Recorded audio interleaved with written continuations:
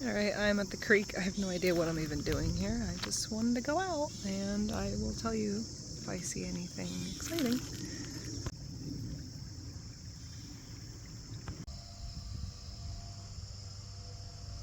We got a lot of cool pollinator plants out right now. We got a little Joe Pye weed. This is bone set, which is very medicinal. And then back there we got the yellow coneflowers, cutleaf coneflower, I believe.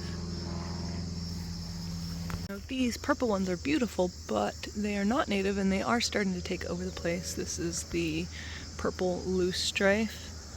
So I have actually been pressing those. I've been pressing flowers and using these to make sun catchers and stuff like that. It's starting to kind of take over the place, which is not good. I'm hoping to see a baby catfish so I can show you, because yesterday I saw baby catfish here, and I've seen them a few times here, but I never have my phone with me when I see them. They're like this big, little catfish, super cute. I do have paint in my hair, and I've been painting a lot. But yeah, I would love to see some wildlife over here. A bunch of fishing cranes crossing, belted kingfishers going off. I'd love to get something on camera. Here's more of that bone set I was talking about. This is a crazy good pollinator. We got our bees all over this thing. My mom used to make me drink tea from this stuff. It's disgusting, but oh my gosh, it's super good for you, and the bees and butterflies love it. I think this is the cutleaf coneflower. You see this is covered in bumblebees.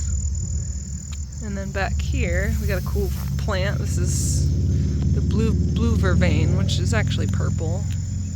But there's a bunch of that along here, as long as the cutleaf coneflower. Tons of bees. That cutleaf coneflower gets like, gosh, like 10 feet up. That one right there is probably like 15 feet tall. Super crazy. Right here we got a tiny little feeder stream. And if I ever want clay, this is where I come. This has like the best clay that I've ever seen. I've made pots and stuff with it before, but I've never taken the time to actually fire them, which is this really pretty bluish gray clay. I bring the kids here sometimes and we make pots and stuff, but they always end up getting ruined. So one of these days I will build a big fire and fire up some pots, see if that works. But this whole bank here is all really super nice, smooth clay, and the color is really cool too. Yeah. It's getting deep, but it's really gross. It's really gross water. It's like swampy, but we totally swim here. And there's huge carp up in here. You'll see massive carp. We caught one with a tiny butterfly net once. Maybe I'll look for that clip and see if I can include it. But yeah, it gets pretty deep right here.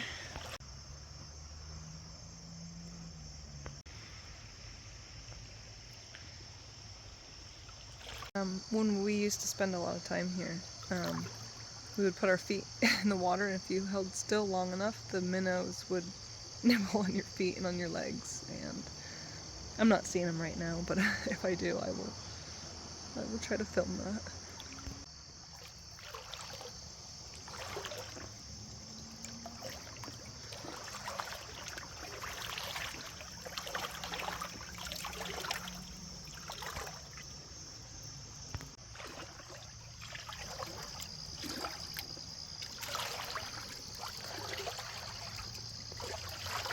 Belted kingfisher dive for a fish. He's like on that log right there. I don't know if you can see him.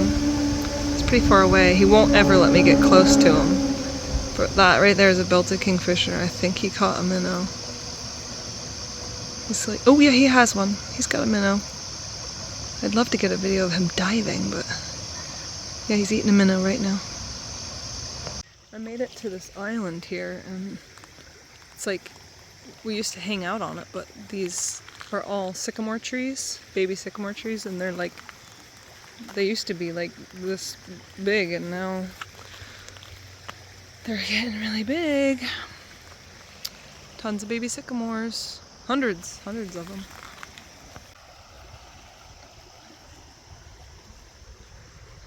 So right here on the side we have a grove of beech trees, and every year a baby lion's mane mushroom grows on these. That should be coming up pretty soon. That's a fall time mushroom, so I might actually just check and see if I can see anything growing. I got my spider stick here because I'm always walking through spider webs and I always have spiders in my hair and I'm not a fan, so always have to have a spider stick, right? Just got up here and there's some cool turtles right next to each other. I don't know what kind they are. Uh-oh. Let's see if it'll focus. Yeah, it's just funny because that little one's chasing the big one. Pretty cool. Here they are. Well, my plan was to be out for a long time, but sadly the sun has gone away and it's actually kind of cold out. So I'm going to start heading back to my car. Hopefully we see something exciting on the way. There's just not much going on right now. Whatever. Maybe I'll post this anyways. Maybe I'll see something exciting on the way back.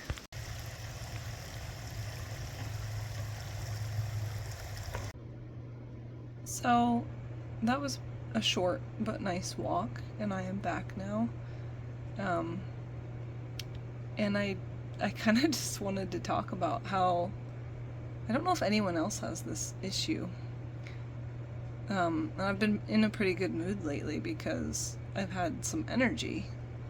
I'm like up and down with my energy. Some days I'm just like, I can't move. But I wanted to know if anyone else on here has this issue where you, like me, I'm so obsessed with the outdoors and seeing the world. And I've seen California. I lived in Idaho for 5 years. I lived in Utah for 2 years. I hiked the Rocky Mountains quite a bit. And I used to do like 20-mile hikes by myself, and I've seen moose, and I've seen bighorn sheep, and mountain goats, and I've been to Yosemite, I've been to Grand Teton, I've been to all these amazing places, I've been to the desert. I live in Pennsylvania, and I've experienced East Coast, West Coast. But all I think about is visiting places and seeing the outdoors, and I just have this like thought in the back of my head where I'm so concerned that I'm not going to be able to fit it all in one lifetime. Like, I want to see everything. I want to experience everything. I want to hike everything. And I like let it get to me so bad that I can't fit it all in one lifetime. And I'm just wondering if I'm the only person out there that's struggling with this. That, like, I'm trying, but I also, with fall coming up, I have such FOMO of missing out on fall. I'm like, fall only lasts so long, and with work and all of that, I'm like, how do you fit it in? Like, what if I only have one fall left in my life? Or, I mean, even if I live to 100, I'm just like, it's not enough. I need more hiking, more camping. I want to see everything. Anyways, let me know if I could go on about this forever, because it's what I think about the most. Yeah, let me know your thoughts on this if you struggle with this. And you know what, while I'm here, I want to show, I got these these really crappy nightstands on the corner, and I was like, oh, I'm gonna flip you guys. They were really ugly, they had paint all over them. They're a little on the rustic looking side, but I bought all these knobs for like $5. The whole thing was $5. So I have my ferns, and then I wanted to show my antler that I found on the mountain at my grandmother's. First one I've ever found. And then I keep all my all my rocks and treasures in here. Arrowheads. I'll have to show you guys sometime, like, the bulk of the collection in here. But yeah, I was super proud of, yeah. Let me know. Anyways, I've been playing around with resin. Here's some of the flowers that I've pressed. There's purple loosestrife and some ferns I've collected, and been making little sun catchers out of them. It's not sunny right now, but yeah, that's little projects I've been working on when it's rainy out.